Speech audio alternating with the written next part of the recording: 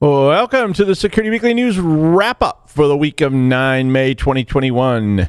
Elon tweets, Horse Ridge, Frag Attacks, lots of ransomware, and Fightin Joe Biden, as well as all the show updates. Stick around. This is Security Weekly, for security professionals, by security professionals. We interrupt our program to bring you this important message. It's the show that keeps you up to date on the latest security news twice a week. Your trusted source for accurate security information and expert analysis. It's time for Security Weekly News. Cyber criminals are working overtime. They're leveraging activity around the COVID vaccine to disguise phishing attacks, hoping to steal money or personal information from your employees or customers. The Barracuda Email Threat Scanner is a free tool you can use right now to help protect your business and ultimately your reputation. The Barracuda Email Threat Scanner analyzes your Office 365 accounts and identifies malicious emails that slip past your gateway and into inboxes. Find the cybersecurity threats hiding in your Office 365 email. Use the Barracuda Email Threat Scanner for free right now at securityweekly.com/Barracuda. With the skills gap increasing, it's more important than ever to train your staff effectively and efficiently. Offensive Security provides training for your organization designed by the same minds behind Kali Linux. Here are two recent offerings from OffSec. OffSec Academy gives you the chance to earn industry-leading OSCP certification with dedicated one-on-one mentoring. You can also try Proving Grounds Enterprise, created exclusively by Offensive Security's InfoSec experts for highly realistic simulated networks. Visit securityweekly.com/offsec to learn more. Hello, I'm the almost fully vaccinated Doug White from Roger Williams University on the Security Weekly News wrap-up show. Let's wrap up all the show topics from this week.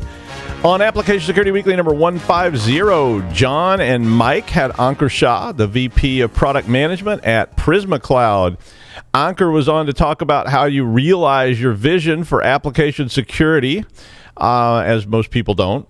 This is more about that whole engineering approach that I always talk about, where the engineering tradition was make it work and, safely, but that really didn't include app security. I mean, it was never really a part of app development. So today, as you try to use all the resources to develop, and app security is still backseated because it's even worse because of APIs and all the libraries and all the rest. So interesting segment for app developers.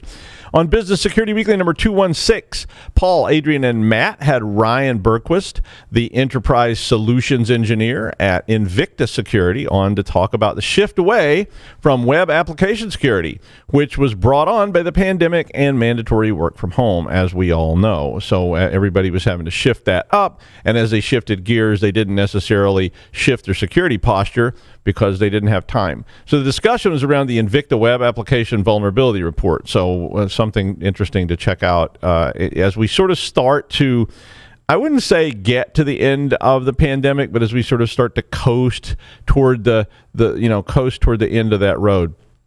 In the second segment, news, 6 ways to spur cybersecurity board engagement, 5 key qualities of successful CISOs and how to develop them, 4 actions transformational leaders take, and of course, a lot of other stories as well.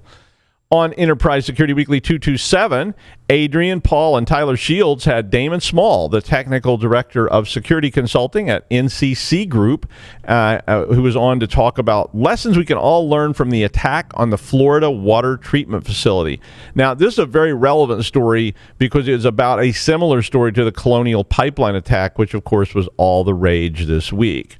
In the second segment, Artyom Holub and Austin McBride, the senior security analyst and data scientist from Cisco Umbrella, respectively, came on to talk about which recent and future threats are the biggest risk and how to create strategy to investigate threats, simplify operations, and scale security. So Cisco Umbrella is a very interesting product, always worth listening to that.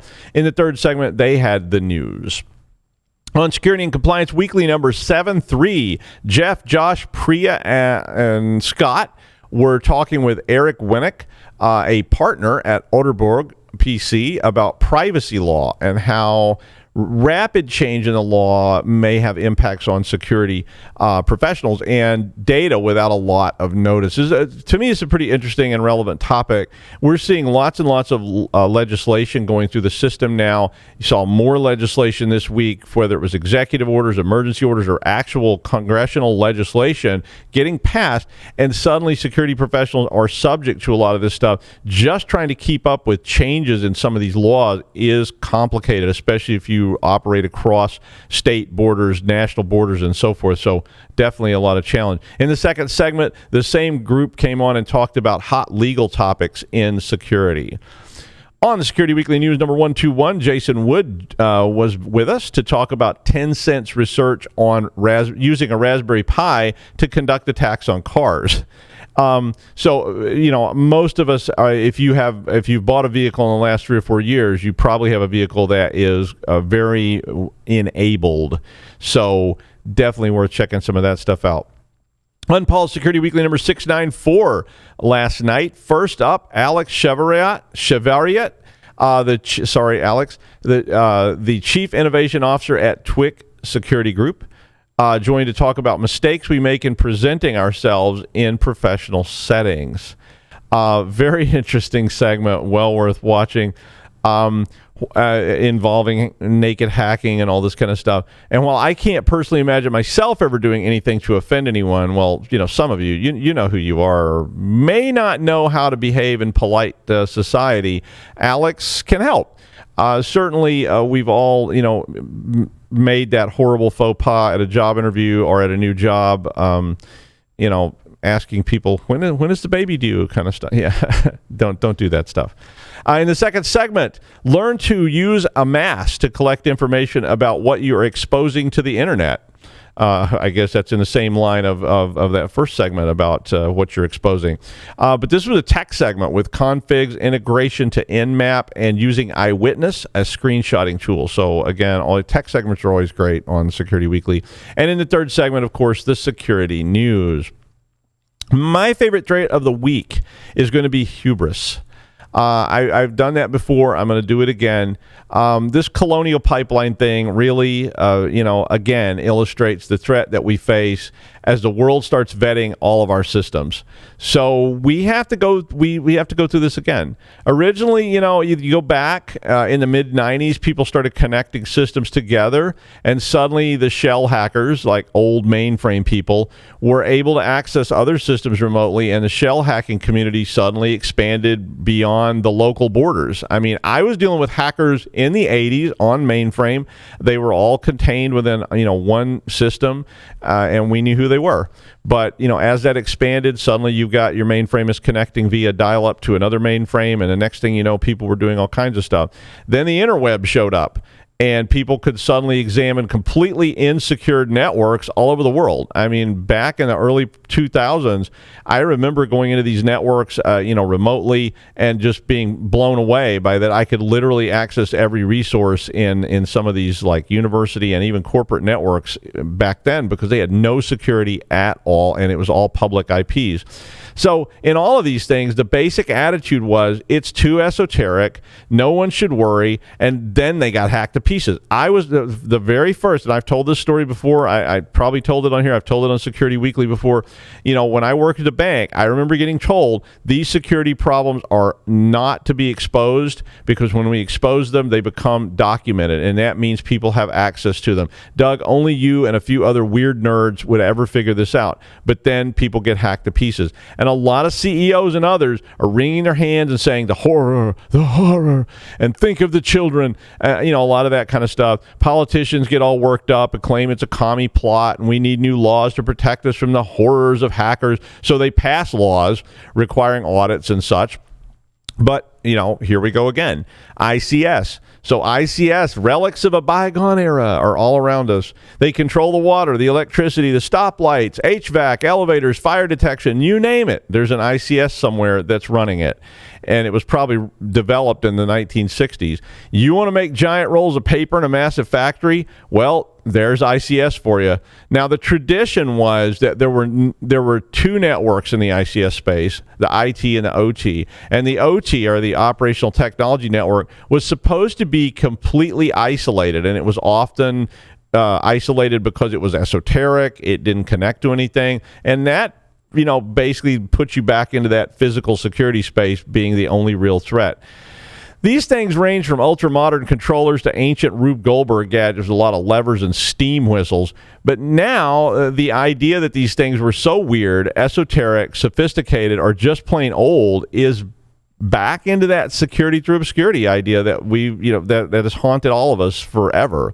But traditionally, the old sawmill was using some custom operating system that was written by a guy named Rick back in the 70s, and it was using hardware built in the 60s. And the truth is, they were probably right. That stuff was so esoteric that nobody could probably figure out how to hack it, if they could even get to it at all, because it probably wasn't connected to anything. Or it was connected to an old, like an old AS400 that was sitting in a closet somewhere covered in sawdust. Actually saw that once.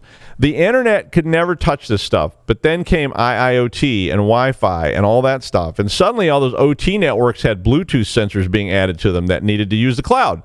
Add a rule to your security. The steam whistle was replaced with a digital accordion that could be played with an iPhone, and now it needs updates to deal with iOS 14, so add another rule. Next thing you know, that OT was not so hidden.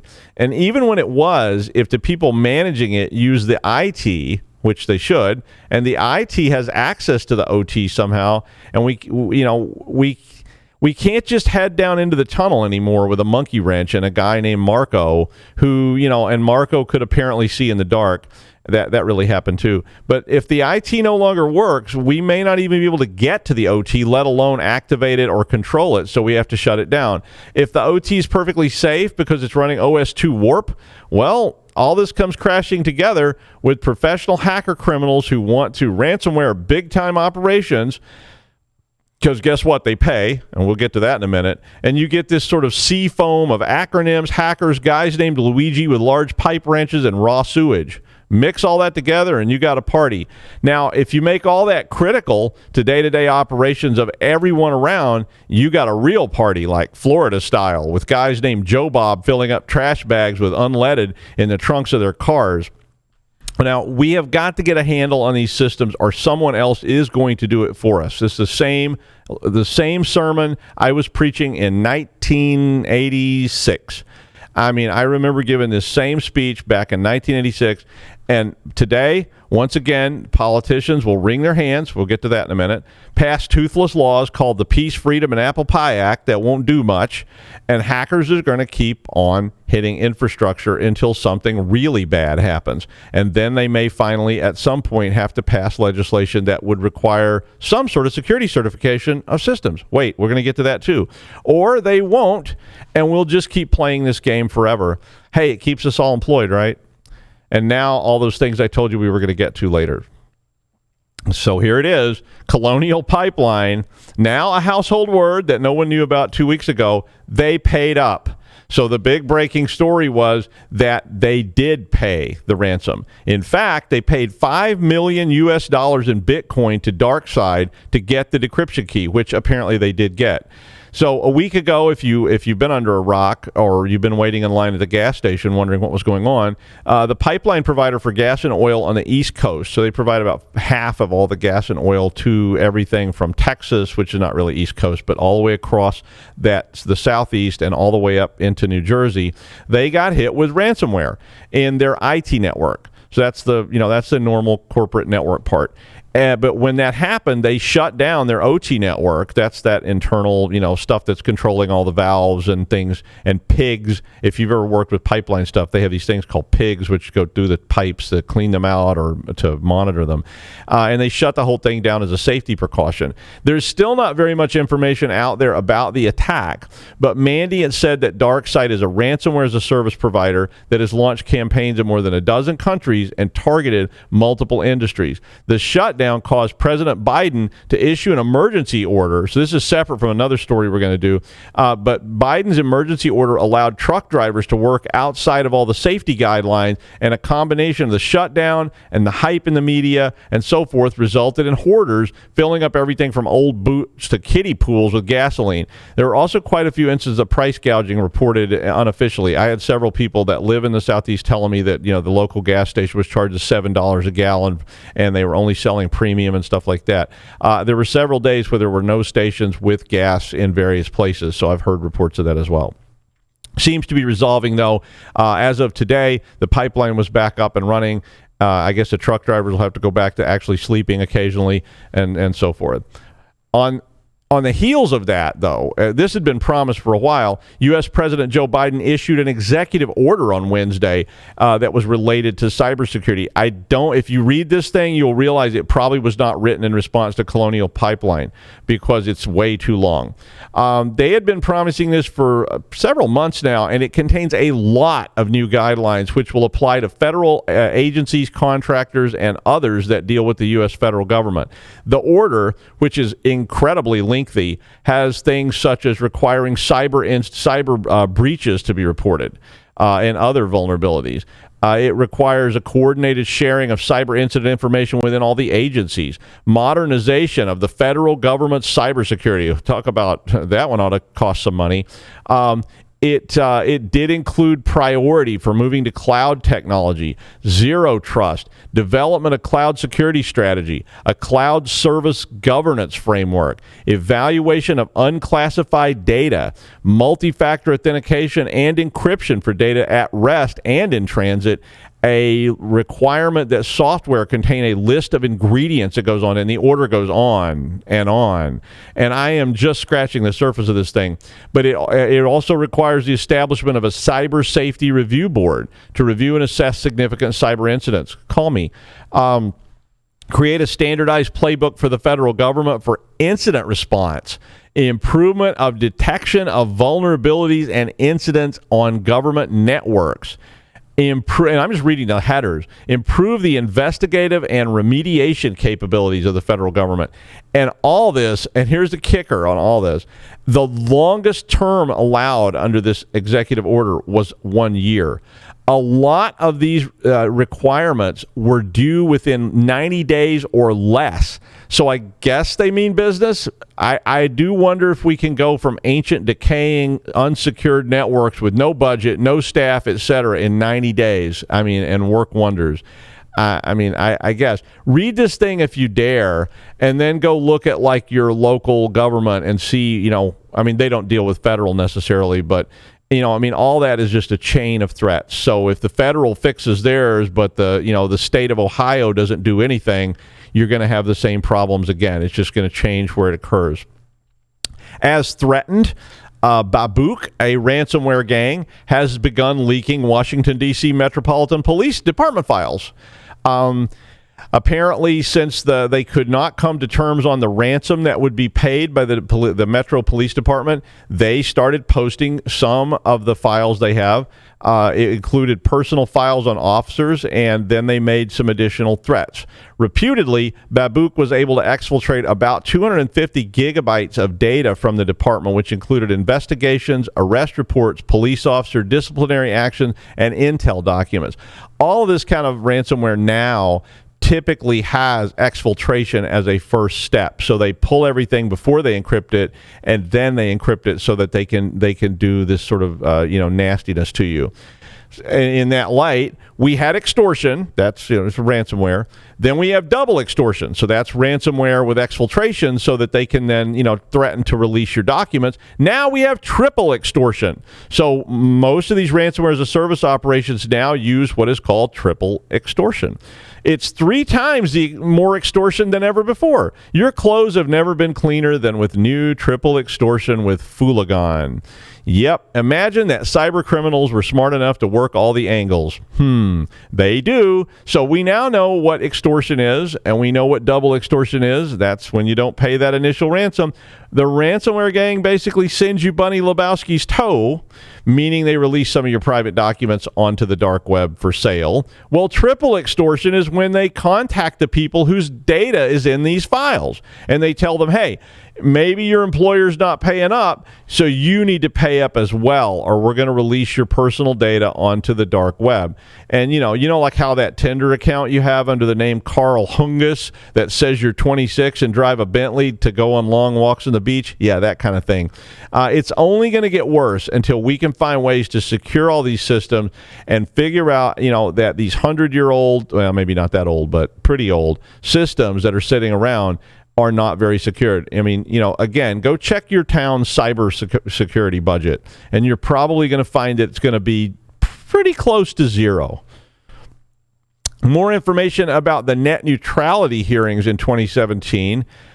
Basically, everyone was posting fake comments, pro and con. The New York Attorney General's office began investigating this in 2017, but they were unable to obtain evidence from the FCC. Chairman Ajit Pai, who declined to give them any information for whatever reason, even though it should be public information, just basically said, I'm not going to give it to you. But they finally have received all this information after Pai departed, and they found that millions of fake comments were filed on the matter. Apparently, the big ISPs who were in favor of, very strong favor of rolling back net neutrality rules. Those rules don't allow them to sell VIP access to their favorite sites. Included Comcast, Charter, AT&T, Cox, CenturyLink, and other trade groups that were all bundled together under a third-party name called Broadband for America. You got to give it a good name, right? If you give it a bad name, nobody will get into it. So you don't call it like Evil Nefarious Deeds for America. You call it Broadband for America. Think of the children. So anyway, the Broadband for America group hired out the work for around $4.2 million, which generated 8.5 million in comments to the FCC and 500,000 letters to be written to Congress in favor of rolling back the net neutrality rules. All fake. Now, because it was a third party, all the telcos go, we don't know what happened. We just gave them some money and told them to do their thing, and they must have done wrong things. So of the 22 million comments that were received about net neutrality, pro and con, about 18 million of them total were faked. 9.3 million were supporting net neutrality, and there were 8.5 million against it, all fake. And even though there were far more support than against keeping the net neutrality rules, they rolled them back anyway. But since everything was done by a third party, well, no one is to blame. Net neutrality forced the telcos to treat all sites equally, and they would far prefer to be paid to promote some sites over other sites, so that when you're looking for news stories, instead of getting this one, you get this other one over here. And then you always end up on certain sites more than others, so they would charge more for that. The rules were successfully rolled back despite public pressure, which it was a major initiative of former President Donald Trump's White House. But when that happened, states started passing local laws while the changes were still in court. And as of today, a lot of states have passed rules requiring net neutrality in their state. All this is, of course, still in court and probably will be for 1,000 years. Frag attacks are an old idea made new again, targeting 802.11 Wi-Fi standards. Apparently, the standards contain some design flaws in the frame aggregation and frame fragmentation functions of almost every Wi-Fi 802.11 device going all the way back into the 90s. So pretty much every device is at least subject to these vulnerabilities, according to Matthew Van Hoff of New York University, Abu Dhabi. He was the discoverer of these problems. Attackers need to be in range of the device, though, to enact the attack. And the researcher did go on to say that these are mostly difficult to exploit. Some vendors are already releasing patches, but in the meantime, the use of HTTPS is a major mitigation of this type of attack, since it does involve collecting data and doing some things with that. Disabling fragmentation, pairwise rekeys, and so forth can be used to mitigate this as well on your device if it does not have a patch. The article has all the details of these various and sundry things. Intel announced this week that the Horse Ridge processor, a cryogenic control chip, has started to show tangible results in managing qubits. If you don't recall, qubits are bits that extend into the quantum space by being able to have more than two values. So the quantum part allows a kind of 0 bit with an upshift or a downshift so that it can represent more than a single thing. That's a pretty gross simplification of that, but that was what I felt like writing. Likewise, the 1 bit. So normally the problem with qubits is they require extremely cold temperatures in order to be persistent. And I'm talking really cold, like minus 273 centigrade, which is really hard environment to work in. And the controller chips don't function very well. And that's been a roadblock to quantum computing. But, you know, I mean, all of this is like, remember UNIVAC? It was the size of a house. Things change. Intel's been trying to solve this problem for a while and had developed a controller chip which could survive the cold. And when they did, that chip is named Horse Ridge, which is apparently a place in Oregon that is the coldest place in Oregon. The problem with the control chips not being able to take the cold environment had basically plagued most early quantum development. So this is a step forward, but don't expect to be setting up your latest Fortnite game on a quantum computer anytime soon. But hey, you know, they said that about UNIVAC as well, and it moved forward at the same time. And finally, Elon Musk is pumping Dogecoin and apparently calls himself the Dogefather. He and his mom plugged Dogecoin pretty hard on Saturday Night Live last weekend. Dogecoin, of course, is a cryptocurrency that originally started as a joke until Elon got involved and started tweeting about it. Now, Elon loves to mess with people, and he loves to mess with the markets, and that includes, you know, making tweets that cause stocks to go up and down and all kinds of stuff, all of which may be him, you know, doing something that he maybe shouldn't be doing. But he tweeted, working with Doge devs to improve system transaction efficiency, potentially promising, and that sent the coin value through the roof. He called the cryptocurrency a hustle on Saturday Night Live as well. Who knows? Anyway, I'm putting all my savings into Taco Cat coins. Who doesn't love tacos and cats? And maybe tacos made of cats? Maybe not. Anyway, we're off next week for RSA. Be sure to tune in to all the special RSA shows if you're lonely. And that's the news wrap up for the week of 9 May 21 in the time of plague. The plague could be ending. Get your shots, and we'll see. See you next time on Security Weekly News.